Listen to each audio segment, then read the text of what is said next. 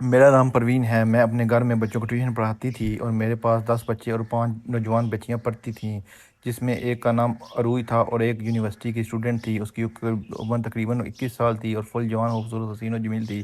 میری نئی نئی شادی ہوئی تھی۔ میرا شوہر، جس کی عمر 23 سال اور میری عمر 22 سال تھی، میں جب بچوں کو گھر میں ٹیوشن پڑھا رہی تھی تو میرے شوہر عروج کو دیکھ کر ہنس کر چلا جاتا تھا۔ مجھے تھوڑا تھوڑا شک ہونے لگا کہ شاید عروج بھی اس کی طرف متوجہ ہے، لیکن میں نہ تو اپنے شوہر کو کچھ کہہ سکتی تھی اور نہ ہی عروج کو، کیونکہ وہ بھی روز کی طرف دیکھتا تو عروج میری طرف دیکھ کر اپنی نظریں نیچے جھکا لیتی۔ پھر ایک دن میں نے فیصلہ کر لیا کہ اپنے شوہر سے اس بارے میں بات کروں گی کہ آخر وہ ایسا کیوں کرتا ہے۔ جب میں نے اپنے شوہر سے رات کو بات کی تو اس نے کہا، تم بلا وجہ میرے اوپر شک کر رہی ہو، ایسا ویسا کچھ نہیں، میں تو اپنے کام سے بس کام رکھتا ہوں، تمہیں نہیں یقین تو تم خود عروج سے پوچھ لو۔ خیر میں چپ ہو گئی اور سو گئی، لیکن ساری رات مجھے نیند نہیں آ رہی تھی، کیونکہ ہماری شادی کو 5 مہینے ہو گئے اور میرا شوہر کس طرح کی حرکتیں کرنے لگ گیا ہے۔ صبح ہی مجھے اپنے میکے سے کال آئی کہ امی کی طبیعت خراب ہے، جلدی گاؤں آ جاؤ۔ مجھے کیونکہ ایمرجنسی جانا پڑا تو میں یہ بھول گئی کہ بچیوں کو بتا دوں کہ صبح مت آنا، لیکن مجھے یاد ہی نہیں رہا، کیونکہ خبر یہ افسوسناک تھی اور مجھے اس پریشانی میں یاد ہی نہیں رہا۔ تو میں جلدی شام کو تیار ہوئی، کیونکہ گاؤں کافی دور تھا، تو میرے شوہر مجھے بس میں بٹھایا۔ پہلے تو میں نے اپنے شوہر کو کہا کہ تم بھی ساتھ چلو۔ اس نے کہا نہیں، تمہیں تو پتہ ہے نیا کام ہے، زیادہ چھٹیاں کی تو کام سے نکال دیں گے۔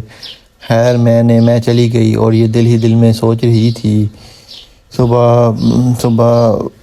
صبح بچے آئیں گے تو پتہ نہیں کیا ہوگا، لیکن میرا موبائل فون کا ہی رہ گیا تھا میرے پاس سے۔ فوراً اتری، اپنے شوہر کو ادھر دیکھا لیکن وہ جا چکا تھا۔ پھر میں نے رکشہ پکڑا اور اس پر بیٹھ کر گھر کی طرف چل پڑی۔ جیسے ہی گھر پہنچی، اندر داخل ہوئی تو کمرے کے اندر سے آوازیں آ رہی تھیں۔ میں نے کان لگا کر آوازیں سننا چاہی، لیکن مجھے کچھ سمجھ نہیں آ رہی تھی۔ دروازہ کھٹکھٹایا، اندر سے آواز آئی، کون ہے؟ تو میں نے کہا میرا موبائل فون اندر ہے، وہ لینے آئی ہوں واپس۔ تو میرا شوہر آدھے گھنٹے بعد دروازہ کھولتا ہے۔ میں نے اس سے کہا اتنی دیر کیوں لگائے گی؟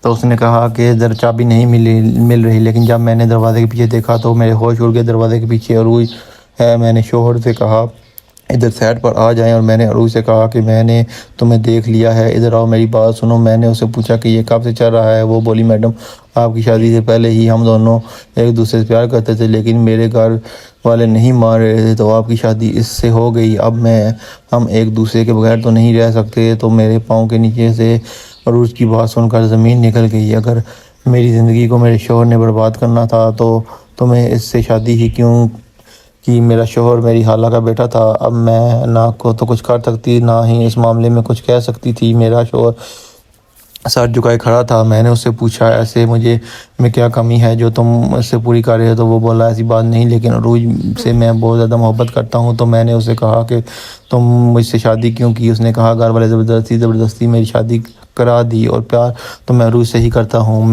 پھر میں نے اسے کہا کہ یہ تو تمہاری زندگی میں عروج رہے گی یا پھر میں فیصلہ ابھی ہو جانا چاہیے؟ اس نے کہا ہم دونوں ہی رکھ لیتا ہوں، لیکن عروج آگے سے فوراً بولی مجھے یہ منظور نہیں ہے۔ میں بس خاموش ہو گئی کہ عروج تو میری اسٹوڈنٹ ہے۔ آج مجھے پتہ چلا کہ عروج تو اس سے زیادہ پیار کرتی ہے۔